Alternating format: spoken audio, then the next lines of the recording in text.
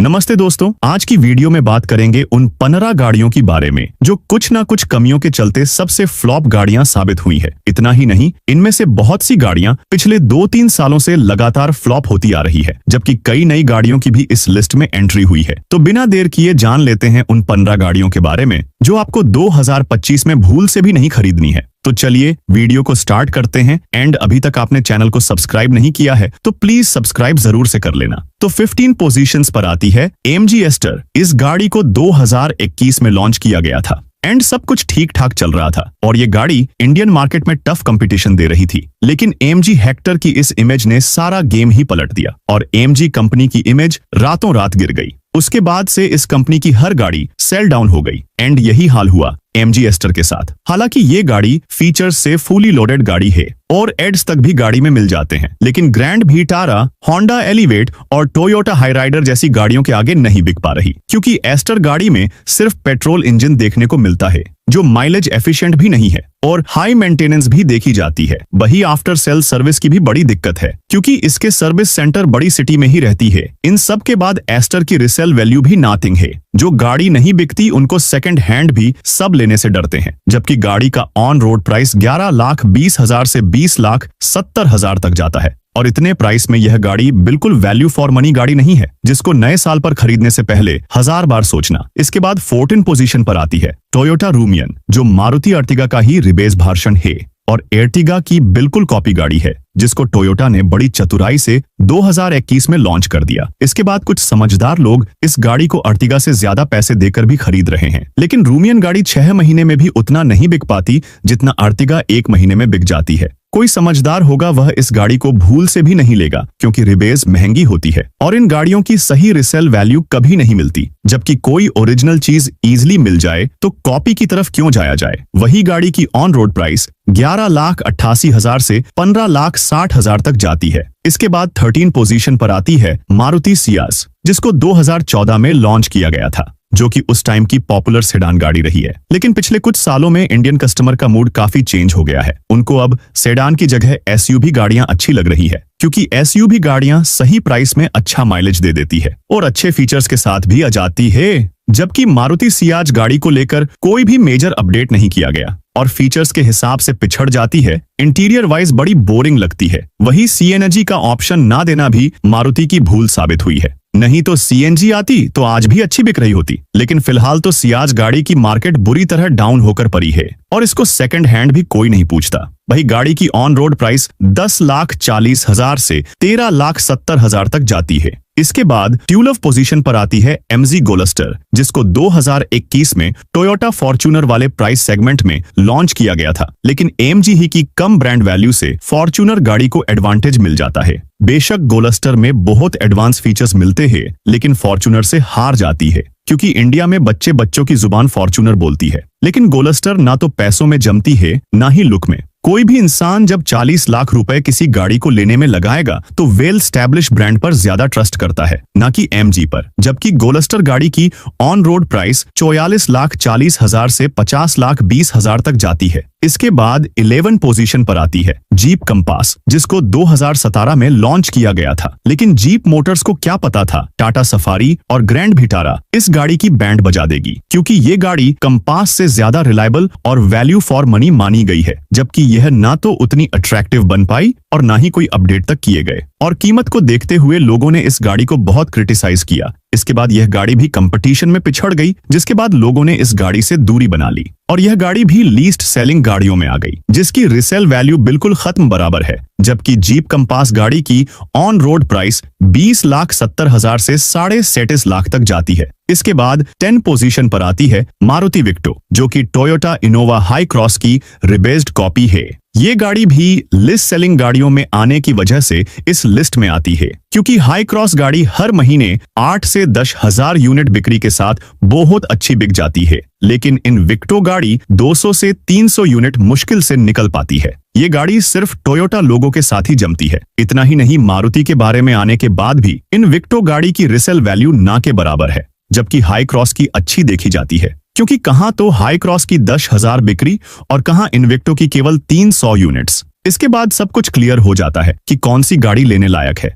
और कौन सी नहीं, इस गाड़ी के कंपैरिजन में इनोवा ही पसंद की जाती है। इनविक्टो को कोई नहीं पूछता। वही इनविक्टो की ऑन रोड प्राइस 28,70,000 से 32,90,000 तक जाती है। इसके बाद 9th पोजीशन पर आती है मारुति वनमी, जिसको वही लोग लेना पसंद करते हैं जो मारुति की एक ऑफ रोडिंग गाड़ी रखना चाहते हैं, लेकिन अगर प्रॉपर तरीके से देखे तो ऑफ रोडिंग हो सकती है, लेकिन डेली यूज में बच्ची सी नजर आती है, जिसको वैसे तो थार गाड़ी का कॉम्पिटिटर माना जाता है, लेकिन एक्चुअली मारुति वैगनर से भी छोटी नजर आती है। इस गाड़ी से अच्छा किसी खिलौना कार से खेल लो, लेकिन इस बच्ची गाड़ी पर पैसे लगाना वर्स्ट है। इसके अलावा ऑफ रोडिंग के हिसाब से डीजल इंजन की कमी महसूस होती है, क्योंकि ये गाड़ी सिर्फ पेट्रोल इंजन में ही आती है। वह भी सिर्फ नॉर्मल पेट्रोल के साथ टर्बो तक का ऑप्शन नहीं दिया जाता, और गाड़ी की प्राइस भी ज्यादा रखी गई है, जबकि इतने प्राइस के बाद भी सनरूफ और रियर एसी वेंट्स जैसे फीचर्स मिसिंग है। वही बिल्कुल भी माइलेज एफिशिएंट नहीं है, 8 से 10 की माइलेज ही दे पाती है। और सबसे बड़ी बात कि इस गाड़ी की रीसेल वैल्यू 0 है।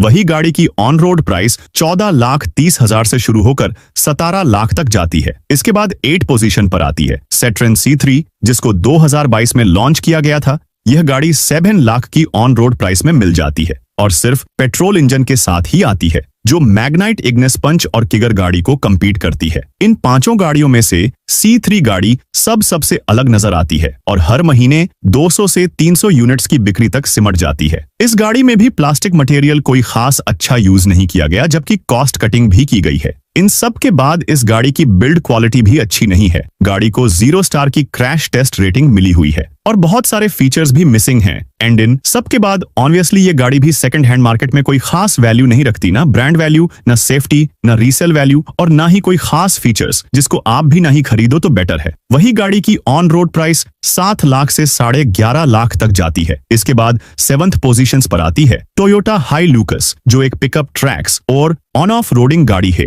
जिसको इंटरनेशनल मार्केट में खूब खरीदी जाता है, लेकिन इंडिया में कुछ एक आमिर घरों तक ही सीमित है। लेकिन इंडिया में इस गाड़ी को टोटल वेस्ट गाड़ी माना जाता है, इसीलिए हर महीने 2-4 गाड़ियां ही बिक पाती हैं, जबकि गाड़ी का ऑन रोड प्राइस 35,20,000 से 40 लाख तक जाता है। एंड इससे भी कम प्राइस में अच्छी ऑफ रोडिंग गाड़ियां आ जाती हैं। इसके बाद 6 पोजीशंस पर आती है सैटर्न की C3 एयरक्रॉस, जो 5 to 7 सीटर कन्फेशन में आती है और ढेरों गाड़ियों की भीड़ में सबसे डिफरेंट नजर आती है। वैसे गाड़ी लुक वाइज और फीचर्स वाइज अच्छी गाड़ियों में आती है, बट इसके सर्विस नेटवर्क और ब्रांड की वजह से लोग इनकी गाड़ियों पर बिल्कुल ट्रस्ट नहीं कर पा रहे हैं और गाड़ियों का प्राइस भी कंपटीशन को देखते हुए ज्यादा फील होता है। जबकि इस गाड़ी की रिसेल वैल्यू भी 0 है, जिसको सब नई खरीदने से भी डरते हैं और पुरानी लेने से भी, जिस वजह से इसकी सेल्स दिन प्रतिदिन कम होती जा रही है। वही गाड़ी का ऑन रोड प्राइस 11,30,000 13.5 लाख तक जाता है। इसके बाद 5th पोजीशंस पर आती है हुंडई ट्यूशन, जो पेट्रोल इंजन के साथ डीजल इंजन में भी आती है, लेकिन इसकी भी प्राइस 33 लाख से 40 लाख के बीच देखी जाती है और ओवर प्राइस होने की वजह से इनोवा, फॉर्च्यूनर और यहाँ तक कि हरियर और सफारी जैसी गाड़ियां भी वैल्यू फॉर मनी गाड़ियां लगने लगती है। हुंडई के पास टोयोटा के बाद कोई ऐसी गाड़ी नहीं है जो भर भर के बिकती हो। वैसे ट्यूशन गाड़ी काफी प्रीमियम लुक में आती है, जिसमें भी बहुत सारे यूनिक फीचर्स भरे पड़े हैं, लेकिन इसका प्राइस बिल्कुल भी जस्टिफाई नहीं रखा गया, जिस वजह से इससे ज्यादा प्राइस वाली गाड़ी भी बिक जाती है, लेकिन यह नहीं बिक पाती और सेकंड हैंड मार्केट में भी कोई नहीं पूछता, जो सबसे बड़ी फ्लॉप गाड़ी साबित हुई है। इसके बाद 4th पोजीशंस पर आती है जीप मेरिडियन। यह गाड़ी जीप कंपास का ही 7 सीटर वर्जन है और सिर्फ डीजल इंजन के साथ आती है, जो कि काफी प्रीमियम फीचर्स के साथ आती है। लेकिन जीप मेरिडियन भी ओवरप्राइस्ड गाड़ियों में आती है और नहीं बिक पाती, जबकि इतने प्राइस में उतनी रिलायबल भी नहीं है जितनी फॉर्च्यूनर गाड़ी मानी गई है।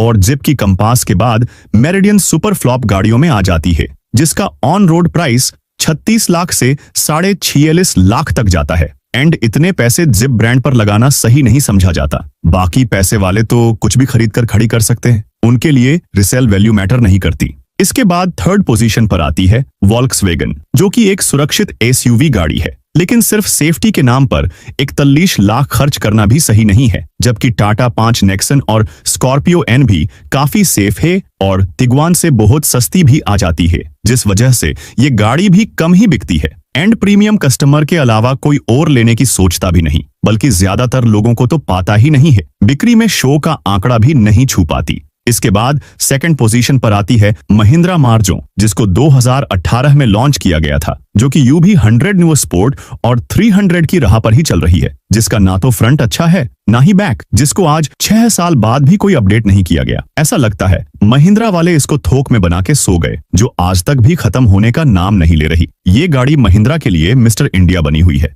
जिसको कभी ऑफिशियल साइट से बिक्री के लिए हटा लिया जाता है तो कभी फिर से बेचने के लिए लगा दिया जाता है। ऐसा लगता है कि कोई खरीदार जब कंपनी के पास कॉल करता होगा तभी इसकी मैन्युफैक्चरिंग की जाती है। यह गाड़ी सिर्फ लुक और आउटडेटेड इंटीरियर की वजह से मार खा जाती है और इक्की दुक्की यूनिट्स ही बिक पाती है, जबकि सेकंड हैंड भी ना बराबर ही बिकती है। वही गाड़ी की ऑन रोड प्राइस 16 लाख से 17,50,000 तक जाता है। इसके बाद फर्स्ट पोजीशन पर आती है सैटर्न की C5 एयरक्रॉस, जो कि सैटर्न की तीसरी गाड़ी है, जो बिल्कुल भी नहीं बिकती। यह गाड़ी पूरे साल में 5 या 6 यूनिट्स ही बिक पाती है, जिसके बाद भी कंपनी को कुछ फर्क नहीं पड़ रहा, ना तो प्राइस कट किया जा रहा है और ना ही गाड़ी को डिस्कंटेंट दिया जा रहा। ऐसा लगते है कि कंपनी भी इंडिया छोड़ के जाने वाली है, क्योंकि जिस कंपनी की सारी गाड़ियां कम बिकती हो उसके पास सेकंड ऑप्शन यही नजर आता है। ये थी वह 15 गाड़ियां जिनको खरीदना बिल्कुल सही नहीं माना जाता, जो पैसे की बर्बादी के अलावा और कुछ नहीं है। तो आप इस वीडियो से कितना एग्री हो कमेंट्स करके जरूर बताएं और सब्सक्राइब करना ना भूले। मिलते हैं एक और नई वीडियो में नई जानकारी के साथ। धन्यवाद।